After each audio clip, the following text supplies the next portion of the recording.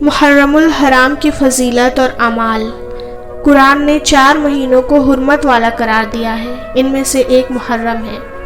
نبی کریم صلی اللہ علیہ وسلم نے محرم کو شہر اللہ یعنی کہ اللہ کا مہینہ کہا ہے۔ محرم میں کثرت سے نفلی روزہ رکھنے چاہیے، کیونکہ نبی کریم صلی اللہ علیہ وسلم نے فرمایا، رمضان کے بعد افضل ترین روزے اللہ کے مہینے یعنی محرم الحرام کے ہیں، خصوصاً یوم عاشور یعنی 10 محرم کا روزہ رکھا جائے، اس سے پچھلے سال کے گناہ معاف ہو جائیں گے۔ 10 محرم الحرام کے علاوہ اور روزے رکھنے کی تاکید۔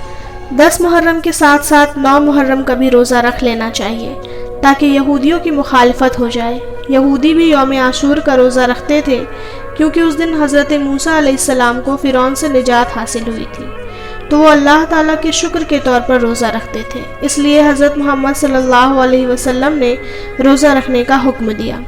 اپنے نفس پر ظلم کرنے سے بچو۔ اس مہینے میں ظلم و زیادتی سے بچنا چاہیے۔ بچنا تو ہر وقت چاہیے، لیکن حرمت والے مہینے میں گناہ کا جرم بڑھ جاتا ہے، اس لیے اللہ تعالیٰ نے فرمایا تم اپنے نفس پر ظلم نہ کرو۔ کربلا کا درد بھرا واقعہ بھی اسی مہینے میں ہوا ہے، جو قیامت تک ہر مسلمان کو یاد رہے گا۔ کربلا کے واقعے کی وجہ سے اس مہینے کی عظمت اور بڑھ جاتی ہے، کیونکہ اللہ تعالیٰ کے لیے شہید ہونا بہت فخر کی بات ہے، اور یہ شہادت ہر کسی کو نہیں ملتی۔ اللہ تعالیٰ کا قرآن میں فرمان ہے، جو لوگ اللہ کے راستے میں قتل ہوئے ہیں انہیں ہرگز مردہ نہ سمجھو، بلکہ وہ زندہ ہیں، انہیں اپنے رب کے پاس سے رزق ملتا ہے۔ اس حساب سے شہیدیوں کو مردہ بھی نہیں کہنا چاہیے۔